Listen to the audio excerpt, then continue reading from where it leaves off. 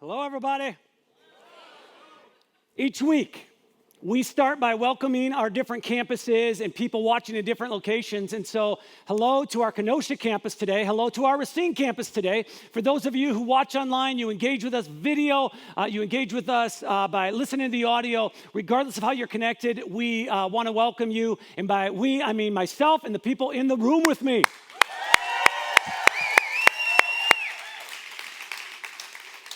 We are excited because this has been the week of Amazon Prime sales, and we've been loading up on all the important things in life. So here's the deal. I hope that you are enjoying your summer.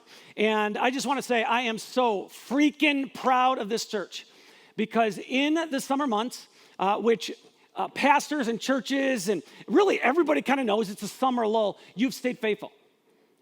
Even in traveling, you've stayed engaged. We've had people still serving regularly, giving faithfully, navigating in southeast Wisconsin all of the crazy, chaotic orange barrels and cones.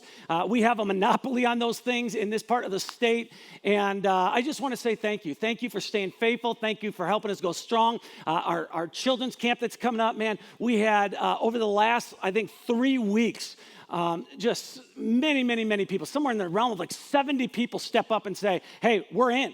We're going to help pull this off for our children and for our students. And so I just want to say thank you. And I am proud of you. Several weeks ago, we launched a teaching series called Just Jesus. And what we're doing for most of the summer is we are zeroing in and putting the spotlight on what Jesus taught, what Jesus did, but most specifically, and I would say most importantly, who Jesus is. Now, of course, the best way that we can learn about who someone is, the best way that we can discover something about an individual is to listen to what they say about themselves. And so the good news for all of us is that Jesus actually did talk about himself, not in a narcissistic type of way, but he talked about himself to say, hey, if you want to know who I am, this is who I am. And so for those who are trying to navigate through the darkness of life, Jesus said, I am the light of the world. For those who are drifting in the wrong direction, for those who are going down the wrong path, Jesus said, I am the good shepherd. I want to guide you. I want to lead you. I want to put you onto the right path. For those who are trying to satisfy out of control desires and all sorts of unhealthy ways, Jesus says, I am the bread of life. Ultimately, I'm the one that's going to bring satisfaction. I'm the one that is going to give purpose and meaning. And so Jesus said all sorts of things about himself. He made all sorts of claims, but the most outrageous claim, the biggest claim that Jesus made was something that he said to his disciple Thomas as they were talking about God and specifically talking about connecting with God, who is often referred to as a father. And here's what we read Jesus telling Thomas. Jesus told him, I am the way, the truth, and the life. No one can come to the Father except through me. Think about the magnitude of that statement. That's huge. And the reason it's huge is from the beginning of time, people have been obsessed with trying to connect with God. All sorts of archaeological evidence points to the fact that people have been obsessed with trying to connect with some sort of higher power. So they don't always call it God, right? The higher power, supreme being, the divine one, right? All of those types of terms. But from the beginning of time, humans have tried to connect with God. And the way that humans have done this is by coming up with all sorts of belief systems and institutions and rules and rituals that were predictable and that they felt, hey, we can rely on these to feel close to God. We call it religion. There are anywhere between 5 and 18 major religions in this world, depending on how you define the word major, right?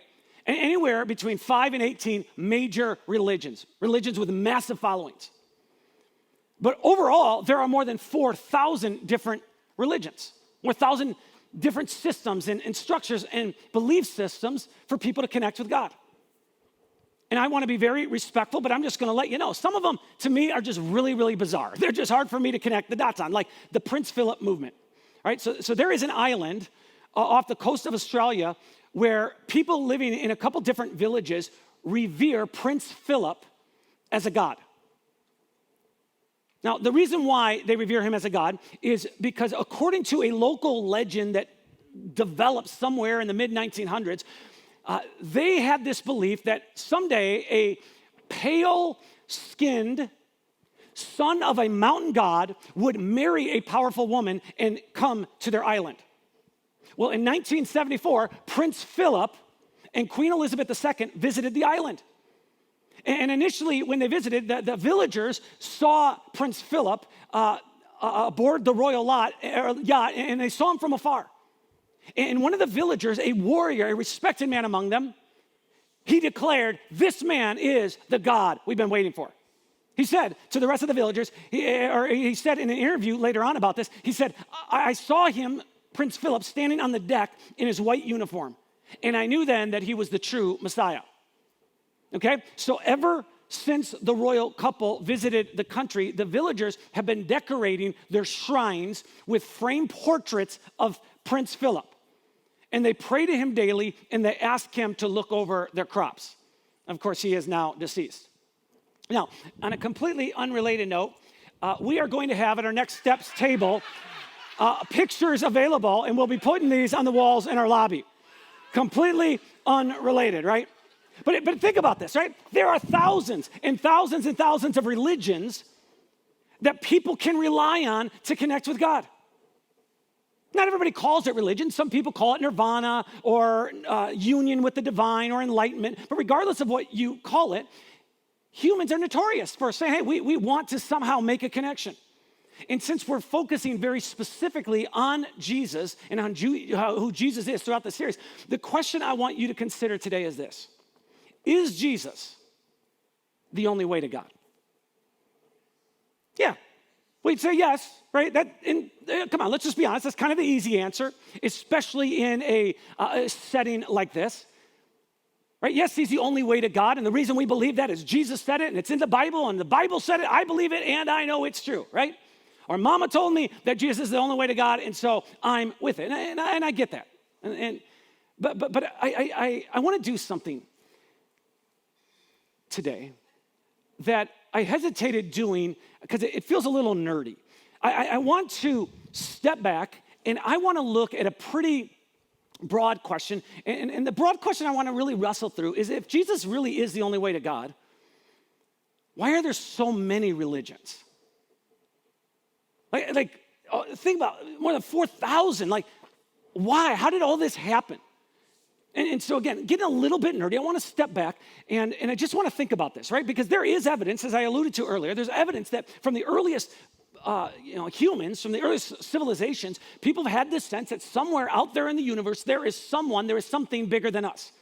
And even in the different burial sites that have been uncovered and discovered, people have been buried with things like garments and trinkets and food. And so there's this sense that from the earliest times, people have even not just thought something bigger than us in the universe, but there's actually a life after this life. Like death, it doesn't have to have the final word. Well, why is that? Well, King Solomon of Israel, he attempts to explain it in one of his writings. He says this. He says, God has planted eternity in the human heart. Solomon says, the reason that humans have this internal sense that there's a higher power out there and that there is life after death is because God placed that sense inside of us.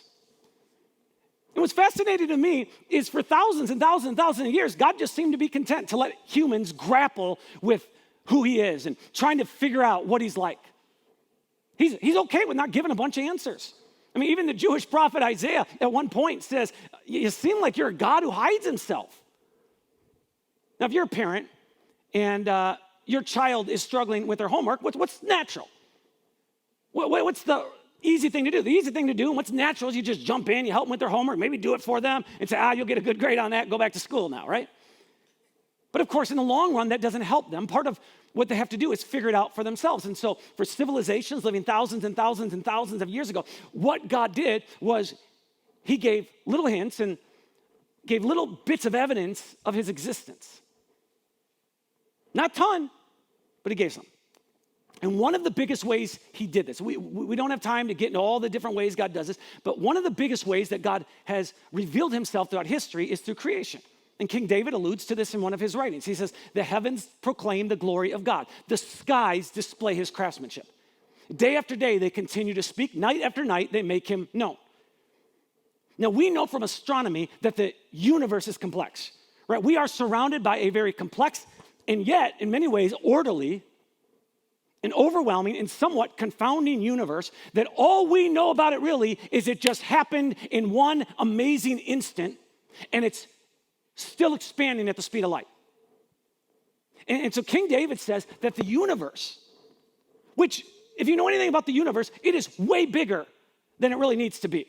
Right? We don't need it to be this big, but he says the universe is really displaying to us and declaring to us the glory of God, the splendor of God, the amazingness of God. It's shouting to us how great and how big God is. So it seems appropriate that it's as big as it is and it continues to expand, right? The Apostle Paul, in one of his writings, he seems to echo the words of King David. He says this, he says, "For ever since the world was created, people have seen the earth and sky. Through everything God made, they can clearly see his invisible qualities, his eternal power and divine nature, so they have no excuse for not knowing God."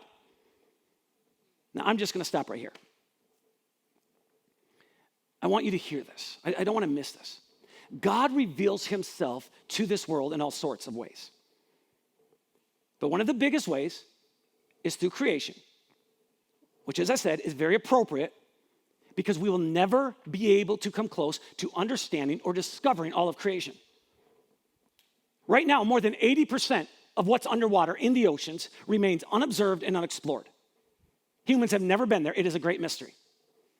Right? When it comes to the universe, scientists estimate that 96% of our universe is undiscovered. It's a mystery. Nobody's ever seen it.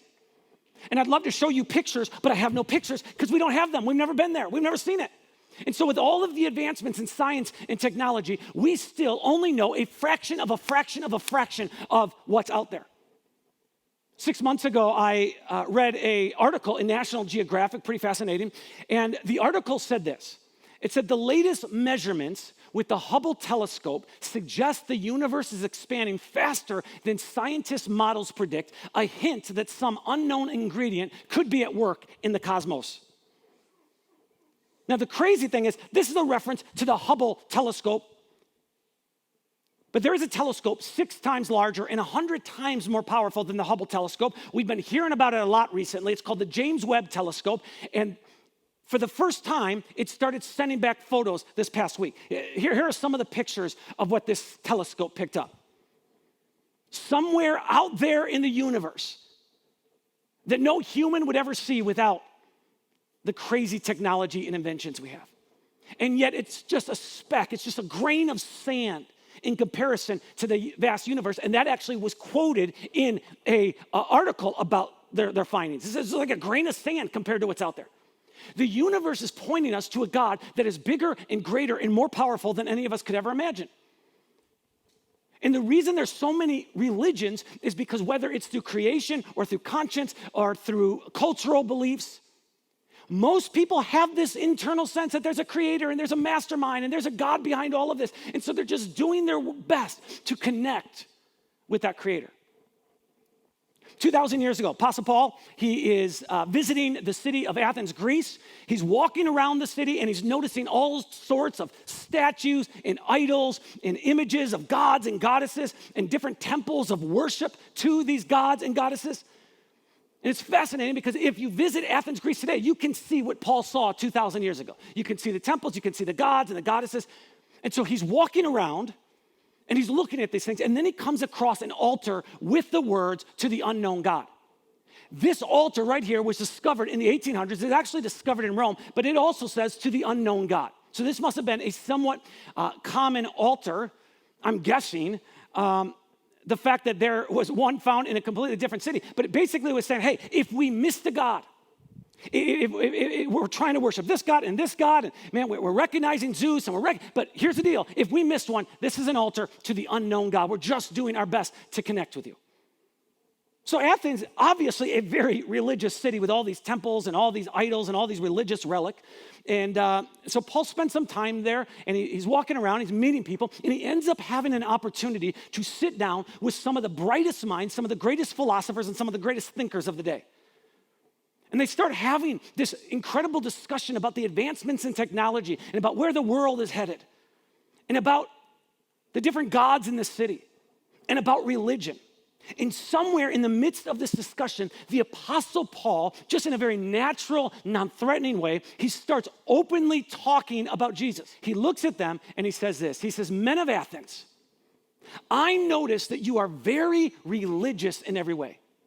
For I was walking around and I saw your many shrines. I started noticing these temples and these different shrines and these different gods and goddesses. And one of the altars that I noticed had the inscription on it, 'To an unknown God.' This God, whom you worship without knowing, is the one that I'm telling you about. He is the God who made the world and everything in it. Since he is Lord of heaven and earth, he doesn't live in a man-made temple, man-made temples, and human hands can't serve his needs, for he has no needs. He himself gives life and breath to everything, and he satisfies every need." This is so incredible, and it's so respectful. Paul's walking around, and he says, okay, I've seen all this stuff. Now I'm talking to the brightest minds in the area, and he says to them, here's what I notice about you. You're religious. You have this desire to connect with God. I want you to know your heart is in the right place.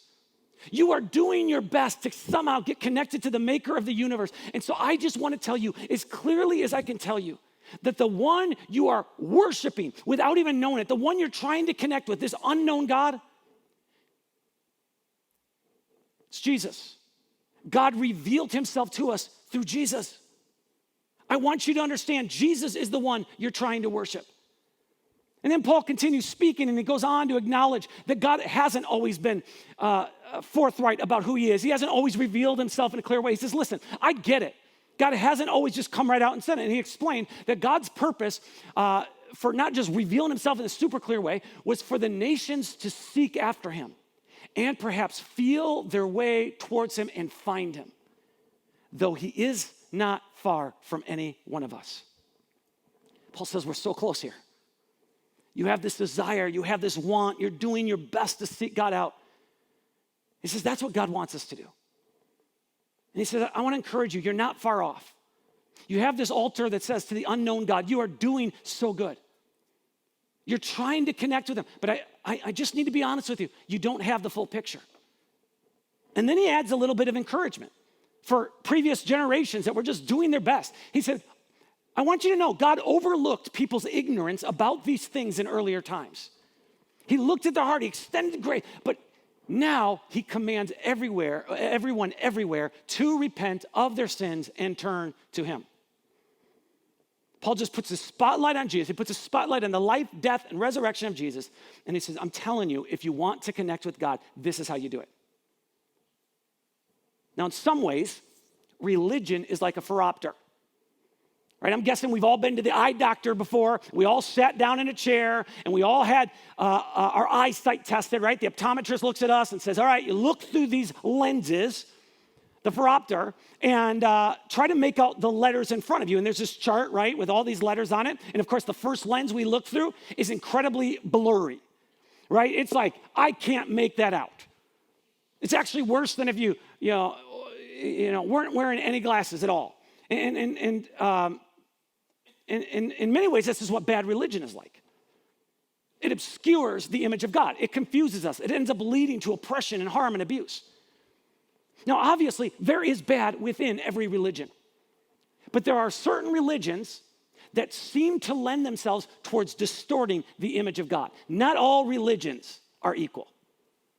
Not all of them are valid in the same way. Some religions actually bring terrible harm to people. But there are thousands and thousands of religions, so that's to be expected. There are different other religions that they seem to present a less blurry picture of God, right? You look at it and you say, okay, I have a little bit more understanding of what God's like, because there are religions that talk about love, they talk about kindness and compassion and forgiveness, and they talk about God in an all-powerful, all-knowing, all-caring way, and talk about God as though God is love. And yet they're still a little bit off. And so what Paul is saying to these thinkers in the first century is, if you want the clearest picture of what God is like, we're going to find that in Jesus. Right? When we look at Jesus, we have a picture of God. And that's why the Apostle Paul writes in one of his letters that Christ, Jesus, is the visible image of the invisible God. Now, I realize that as a pastor as someone who follows Jesus, that I'm going to teach these things and present them very differently than if a Muslim was up here presenting them to you or a Buddhist was presenting them to you. Right? I recognize that we all see God through different lenses based on assumption, personality, upbringing, culture, experiences, background, all those sorts of things. But the world hasn't changed much over time, right? 2,000 years ago, the world was kind of like it is today in regards to there's a lot of diversity of thought and a lot of different ways of people connecting with God, and how do we do that? And so Jesus, after having a final meal with his 12 disciples, knowing that he was going to be crucified in less than 24 hours, he starts to be very open with his disciples about the fact that, hey, I'm not going to be around much longer. I'm going away. You're not going to be able to come with me, but hey, that's just the reality of what's about to happen. And they're listening to Jesus, and they're confused. They're heartbroken. They thought he was going to be around forever. They thought he was going to set up an earthly kingdom. They thought, man, he's going to overthrow the Roman government. And now he's saying, I'm going away. So they're just heartbroken. And Jesus says to them, he says, hey, don't let your hearts be troubled. Don't let your hearts be troubled. I know you've left everything to follow me. I know that you're all in on this. I know that you walked away from so much to follow me, and I know you did it because you thought I was going to set up this earthly kingdom. I was going to help overthrow the Roman government. I was going to take charge of Israel. But I need to be clear, that's not going to happen. So I'm going away, and you can't be with me right now. But don't let your hearts be troubled. And then he launches into this very mysterious monologue on how he's going to another world and he's going to prepare a place for them. Some translations of what Jesus said is, I'm going away and I'm going to prepare mansions for you. And then I'm going to come back and get you when it's ready.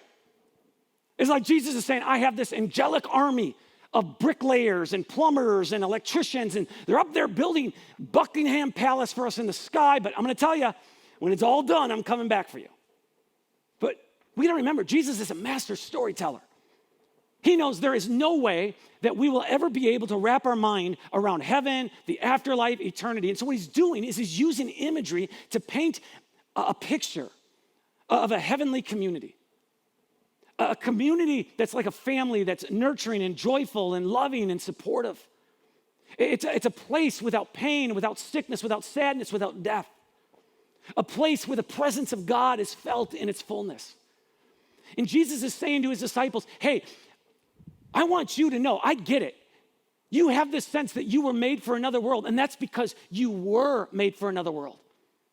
The reason that you can't find something in this world to satisfy your out-of-control desires is because there's nothing in this world to do it. You were made for another world. He says, so that's where I'm going, and eventually you'll be there. And he says, and you know what I'm talking about, right? You know where I'm going. You know how to get there. And I love how his disciple Thomas responds. No, we don't, Lord. Thomas said, we have no idea where you're going, so how can we know the way? Jesus, I don't have a clue what you are talking about. Are you talking riddles all the time? How are we supposed to know what you're referring to? You're going away, you're building up in the sky some home, some mansion. What is this all about? And Jesus looks at Thomas in this moment, and he responds with a very simple phrase. Jesus told him, I am the way, the truth, and the life. No one can come to the Father except through me. He said, I'm talking about God. I'm talking about this spirit that everybody wants to connect with. I'm talking about the creator of the universe. I'm talking about the supreme being. I'm talking about this divine being. And I'm telling you, if you want to connect with God, I am the way. I'm the path. You're going to find truth in me. You're going to find life in me. And a few hours after speaking these words, Jesus is arrested, he's tried, and eventually he's crucified. And his death is what provided forgiveness of sins once and for all. I wish we had time to get into the significance of why the death of Jesus was so important. But he was providing forgiveness of sins once and for all. And so religion acknowledges that there is a gap that exists between humans and God. And so many people know this. The vast majority of people on this very educated planet with all of our technology and all of our advancements, the vast majority of people would still say somewhere out there, we believe there's a God. And there's this gap between us and God. And the problem that we've discovered from the beginning of time is that religion cannot fill that gap. Because all religion does is remind us how weak we are. A few days before the 9/11 attacks, 2 of the Muslim terrorists called up an escort service and ordered a couple of prostitutes. Some of the other terrorists, they spent money on alcohol and porn. These are devout Muslims. Islam prohibits these things. And they did not have the self-discipline. You can try to connect with God through your behavior, but inevitably you're going to fail. Warren Jeffs is a former prophet and president of the Fundamentalist Church of Jesus Christ of Latter-day Saints. 20 years ago, he told his followers that he needed to leave them for a while. This is a very conservative, religious group of people. He says, I need to leave you for a while because I'm going to go and I'm going to see firsthand with my own eyes, because they kind of live in this big commune type thing, this area that's just secluded from the rest of the United States. I'm going to see firsthand the evils that are out there, the sins that are out there. I'm going to get a picture of what that's like. And so he ends up doing this trip, and he goes to Disneyland and the beaches of Florida and Mardi Gras. And all along the way, he's watching porn, going to strip clubs, dressing in a way that he forbid his own followers to dress, doing and enabling and participating in things that ruined the lives of so many young girls. Today he's in prison. You can try to connect with God through structure and rules and discipline, but I'm telling you, you're going to fail. And I could give you a list, an endless list of religious leaders, including pastors, who are no longer religious leaders because they deconstructed their faith, they started living a double life, they were accused of abusing power and influence in some way, shape, or form. And so I'm just telling you, if you're going to rely on God, or if you're going to rely on your self-discipline or your behavior to connect with God, if you're going to rely on how certain you are about a particular set of beliefs and doctrines, you are going to fail. And Jesus knows this, which is why he says, I am the way, I am the truth, I am the life. Religion inevitably leads to despair. At some point, we become disillusioned and disappointed. Religion will eventually lead you to a point where you say, I have run, I have crawled, I have scaled these city walls, but I still haven't found what I'm looking for. Yeah. Christianity was never intended to be a religion. The term Christian was actually not a term that the followers of Jesus came up with or Jesus himself came up with. It was a term placed on followers of Jesus by society. Some say it was initially intended to be an insult or a derogatory term that identified people who were connected to Jesus, kind of mocking them. Oh, these are the Jesus people. These are the Christ followers. Well, eventually, followers of Jesus adopted the term Christian. They became comfortable with it. But prior to the term Christian, prior to being called Christian, followers of Jesus were called people of the way. That's because Jesus had so many times, on so many occasions, talked about the way of God and the way to God's kingdom. And now here he is in the final hours of his life, making it clear, I am the way. And I'm very aware, most of us are uncomfortable with that. We like options. If I give you the address to my house and you say, I'm going to swing on by, man, you could take all sorts of ways to get there, right? You could take the long way, you could take a shortcut, you could take a scenic drive, lots of ways. When we go shopping for clothes, man, we want options of what we can wear and what we can buy. So this idea that Jesus says, I am the way. If you want to connect with God, it is through me. It is through my death. It is through my resurrection. Come on, man. That creates tension. In some ways, it's offensive. And that's because most of us want a president or a governor or a mayor that we can keep in a position as long as we agree with what they're doing. And if not, we can vote them out. We don't want a king. We don't want a lord. And I get that, right? Because human beings are so incredibly flawed. Monarchies aren't a great way to run the world. But if you have a perfect king, a king who refuses to leverage wealth, power, and influence over their subjects so that they can benefit. If you have a king who is willing to lay down his life for his subjects, that is a king worth following. But it requires humility. It requires us to get to a point that says, I'm not a good king of my life. I'm not a great queen of my life. I need another king. And I realize this, as much as I want to connect with God on my own, doesn't matter what the rules are, the systems are, the structures, I'm inevitably going to fail. It's okay to acknowledge that. Right? Because spiritual maturity, this is one of the best things I think we could ever learn. I want all of Great Lakes Church. I just wish, it's like if I say it every week, it's not enough. Spiritual maturity doesn't mean I'm getting stronger and stronger and more competent every day, and I'm getting better and better. Spiritual maturity means I am becoming increasingly aware of how weak and how incompetent I am and how strong and how competent Jesus is for me. That's maturity. It's understanding I can't keep up. I'm flawed. If I'm going to try to connect with God through my own ways and my own systems, inevitably I am going to fail. So Jesus says, I am the way, I am the truth, I am the life. And he invites us to follow him. Let me tell you why I follow him. Partially because I grew up in a home where my parents followed Jesus, right? Kind of got handed down to me. Partly because the adults in my life who were followers of Jesus, growing up, that they reflected the character and nature of God in positive ways, right? Mercy, love, kindness, compassion. Part of it is because over the years, I've heard so many people tell stories of how Jesus changed their life and how as they implemented the ways of Jesus, it started to make a huge difference. One of the reasons I follow Jesus is because he never puts the emphasis on me and what I need to do. He continually points to him and what he has done for me and how that becomes the motivation for changing. And then on top of all that, to me, it does make intellectual sense, right? Because the Jesus movement in the first century, it exploded, just took off overnight. And the fact it took off like wildfire in the midst of resistance and persecution, that's convincing to me. And the reason it took off is because hundreds and hundreds of people claimed to be eyewitnesses to the resurrected Jesus.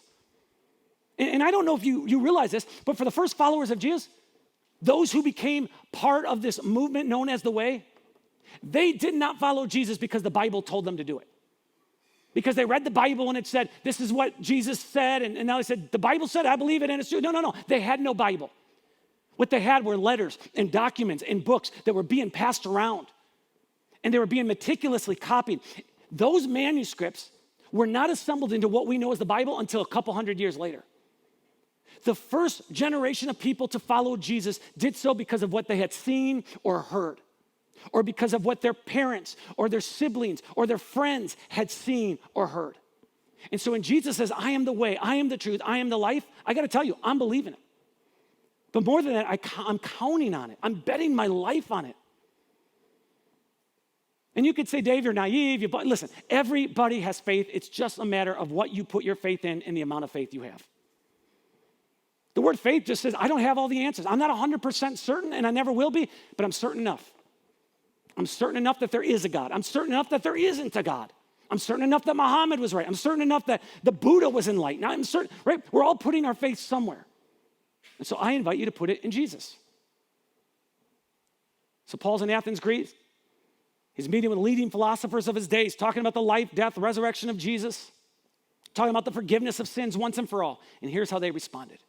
When they heard Paul speak about the resurrection of the dead, some laughed in contempt, but others said, we want to hear more about this later. And that ended Paul's discussion with them, but some joined him and became believers. So, if you say, Dave, I'm not ready to follow Jesus. I'm wrestling with this stuff. It's okay.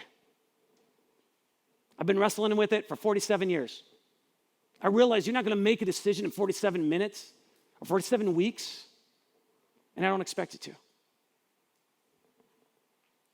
But if you're ready, I invite you to cross the line of faith and say, no more confidence in me. I do believe that Jesus is the way, he is the truth, and he is the life. And I'm going to put my confidence in his death on a cross for forgiveness of sins once and for all, where his final word spoken, where it is finished. No more trying to connect with God through all of my strength and all my power. It is finished. Forgiveness has been granted. Let me pray. Heavenly Father, we thank you for the death, the resurrection of Jesus. We thank you that you offer to connect us with God and that you invite us to follow you, the way, the truth, and the life. And for those making that decision today for the very first time, I pray they would discover the words of Jesus to be true in their life. And they would connect with you and experience the freedom that you bring. In Jesus' name, Amen.